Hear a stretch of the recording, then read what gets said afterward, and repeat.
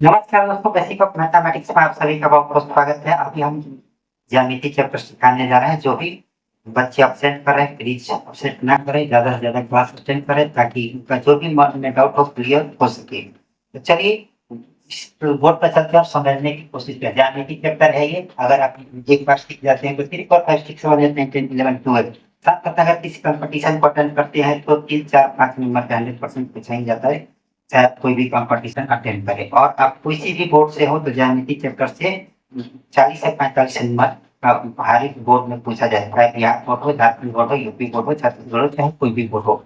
बशर्ते कुछ किताबों में इंग्लिश से दिया हुआ रहता है और कुछ किताबों में हिंदी से दिया हुआ रहता है। आपके ऊपर डिपेंड करता है कि आप एग्जाम किस पर किस भाषा में देना चाहते हैं। उसमें लैंग्वेज सेलेक्ट करने का ऑप्शन रहता है। आप हिंदी से भी एग्जाम दे सकते हैं और इंग्लिश से भी एग्जाम दे सकते हैं। तो चलिए बोर्ड पर चलते हैं और समझने की कोशिश करते हैं। लिखा हुआ है कि कुछ समतल आकृति है। ये त्रिभुज है। एक त्रिभुज में 3 शीर्ष होते हैं। देखिए 1 शीर्ष, 2 शीर्ष और 3 शीर्ष है, ठीक है। और 3 भुजाएं होती है, 1 भुजा, 2 भुजा, 3 भुजा। और कोण भी 3 होता है। कोण 3, ठीक है। तो 3 रेखाखंडों से बनी घिरा हुआ एक त्रिभुज है। प्रत्येक रेखाखंड को भुजा कहते हैं। तीसरा पॉइंट है त्रिभुज की तीनों भुजाएं होती है। और चौथा पॉइंट है दो रेखाखंड जहां मिलते हैं उसे शीर्ष कहते हैं। पांचवा पॉइंट है त्रिभुज के 3 शीर्ष होते हैं।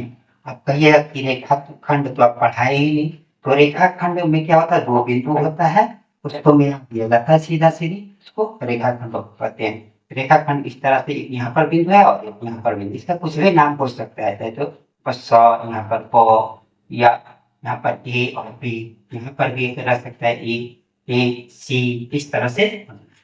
तो आप एक बार फिर से समझिए, त्रिभुज में 3 शीर्ष होते हैं, एक ए बी सी, ठीक है। और त्रिभुज में भुजा होती है ए बी, एक भुजा यहाँ से ए सी, 2 भुजा और यहाँ से बी सी, ठीक है।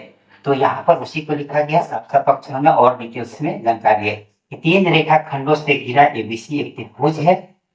दूसरा पॉइंट है प्रत्येक रेखाखंड को भुजा कहते हैं। तीसरा पॉइंट है त्रिभुज की 3 भुजाएं होती है। चौथा पॉइंट है 2 रेखाखंड जहां मिलते हैं उसे शीर्ष कहते हैं। पांचवा पॉइंट है त्रिभुज के 3 शीर्ष होते हैं। अगर आपको अभी भी डाउट है, कंफ्यूजन है, तो वीडियो को बार बार रिपीट करके देखा, समझने की कोशिश करें। जहां भी डाउट होगा, कंफ्यूजन हो, कमेंट करना ना।